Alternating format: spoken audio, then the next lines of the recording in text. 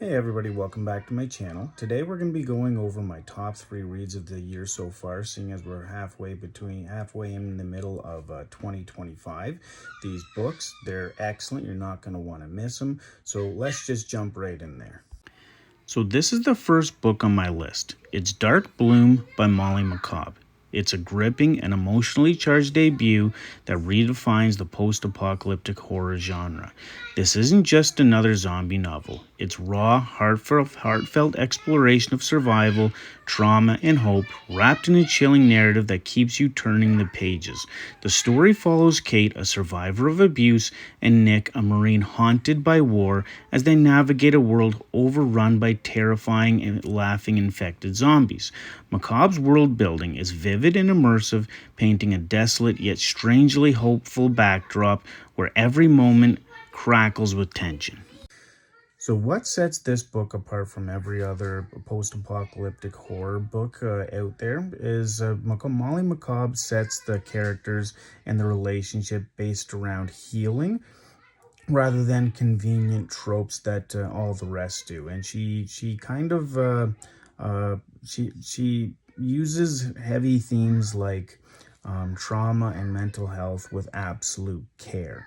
And when she gives her character depth and relatability, and it lingers long after the final page is done. Now, you can definitely relate to these characters.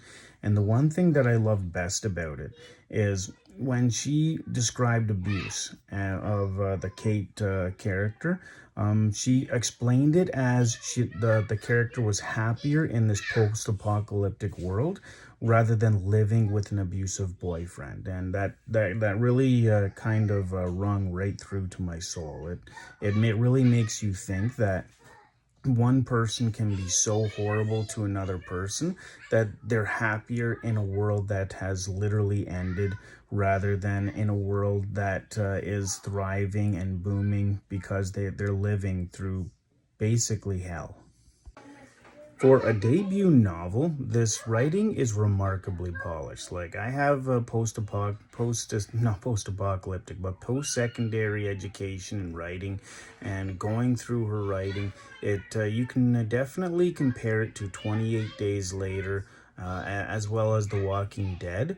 But it definitely has its own unique voice that is Macaubre's own. It's definitely a roller coaster of dread, heart, and humanity that's impossible to put down. So if what you're looking for is a fresh take on the post-apocalyptic theme, then you definitely want to go out and grab Dark Bloom by Molly McCobb. It also has a sequel that has, I think it's just come out. I know she's come out with a new book, but I'm not sure if it's related to this book, to Dark Bloom, but I do know a Dark Bloom sequel is set to release.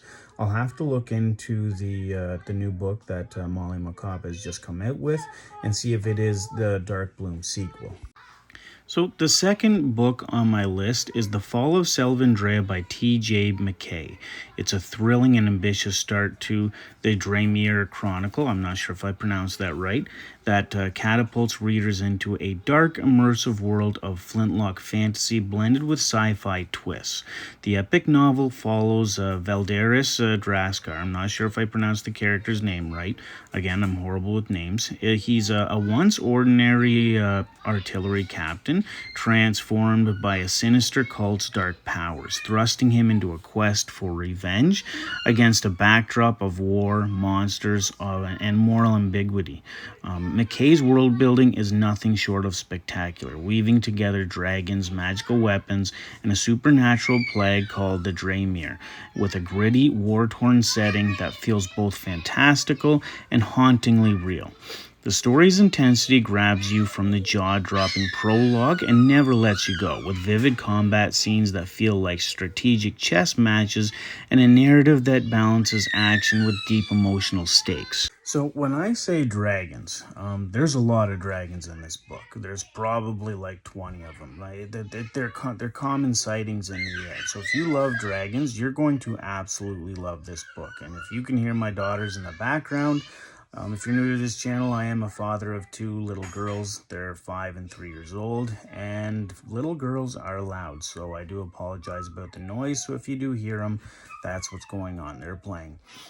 But when it comes to this book, if he ever comes out with a replica of the sword, I'm definitely gonna buy it because it looks so cool. And well, I'm not gonna put any spoilers, but if you want to know what I'm talking about, go out on Amazon, grab the book.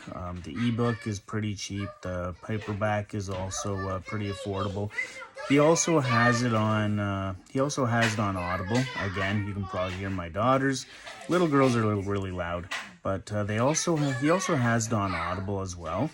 And when it comes to the battle, there's so many battle scenes, and normally when you have a whole lot of battle scenes, the author, what they unknowingly do is they reduce the meaning of life, so the book gets boring because people keep dying and you don't have an emotional attachment to it. But that's not what goes on in his book. The best way I can actually explain this is his writing style is a lot like George R.R. Martin's, where yes, there is a ton of death that's going along, but he gives it long enough for you to actually build an emotional attachment to the characters that are dying. So it actually does legitimately shock you. And like I say, the battle scenes, the way he explains them is a lot like chess matches, where he doesn't just say, oh yeah, this person goes in and kills a whole bunch of people. He actually explains where they're standing, the moves they're doing, the result of that movement, how they're getting that other person to move. It's actually quite fascinating to read. Last but not least on this list is The Black Crown by John A. Douglas. It's a vibrant and exhilarating debut that breathes fresh life into epic fantasy, channeling the nostalgic charm of classic Dungeons and Dragons tales while carving its own bold path. Set in the fading age of adventures on the continent of Evergrad, the story follows Ragoth Brightsworn, a half-orc prince born into a human queen and an infamous orc warlord. After a sheltered life in Nemeria's royal castle, Ragoth is thrust into exile by a vicious attack, embarking on a thrilling quest to reach his father's Sunderfang's tribe in the wilds of Dreadmore. Joined by a raging crew, a hot-headed farm boy, a pacifist half-elf, and a seasoned adventurer, Ragoth's journey is a roller coaster of action, heart, and unexpected twists that keep you glued to its 650 plus pages. So, yeah, this is a little bit of a chunky read. It's 650 plus pages, but it is an excellent read. And if you do enjoy Dungeons and Dragons type style books, or if you enjoy Dungeons and Dragons period, and you haven't really read a book that has a Dungeons and Dragons feel, give this one a shot. It very much, you can tell that the reader does enjoy the Dungeons and Dragons games, and you can tell that they are very much a gamer because it very much comes through in their writing style. So, what I found is Jonathan Douglas's writing style is very rich and immersive, and he definitely crafts the sprawling world of Elspire with immersive details that definitely evoke both wonder and grit. You can definitely see the world as you're reading it. He very much writes in the show don't tell method. And one thing you need to make sure to do before you read this book is it's the one book that I would not look at the reviews in order to decide if you want to read it or not. Because if you look through the reviews, one thing that because I have him on my X account, I do follow him and he follows me, is he gets very political, and some people don't like that. So there's a few reviews on there where you can tell that they didn't actually read the book, and they did what's called review bomb him because they don't like his political beliefs.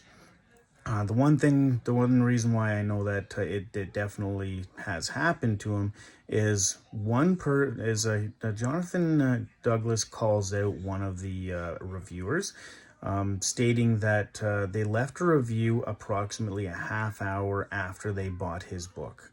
And Jonathan said there's absolutely no way you read 650 plus pages in a half hour. And I would say Jonathan Douglas definitely has a point there. And getting back more on topic, Jonathan Douglas's prose are colorful, and they're accessible, yet they're kind of peppered with humor. Like there's one part where there's a quip about a human's striking ability for a human. So he definitely put some humor in there, and it's when you're reading through it, it's very appreciated because there are some dark parts to it where the humor kind of pulls you back out of there. When it comes to fantasy, you can't always have it dark because at that point it becomes overburdening, and at times it can actually make you not want to pick up the book. So having that humor in there is definitely appreciated. Another thing that I found with that he did very well is when you're writing a book, when it comes to the climax or each challenge that not the climax, but each challenge that the protagonist goes through, each challenge has to be more and more and more difficult than the last. And a protagonist throughout a book has to go through approximately 5 to 8 challenges. And with the last one being the absolute most climactic challenge, the toughest challenge. And Jonathan Douglas definitely understands that, and he implements that extremely well. But anyway, that's my top 3 reads of the year through 2025 so far. I'll probably definitely do another one at the end of the year, and we will definitely see if my list stays the same, or if if a book does boot one of these books off the throne. But hit like, subscribe, and comment on the video as well, and let me know what your top 3 reads of 2025 is so far, and we'll all have a chat about that.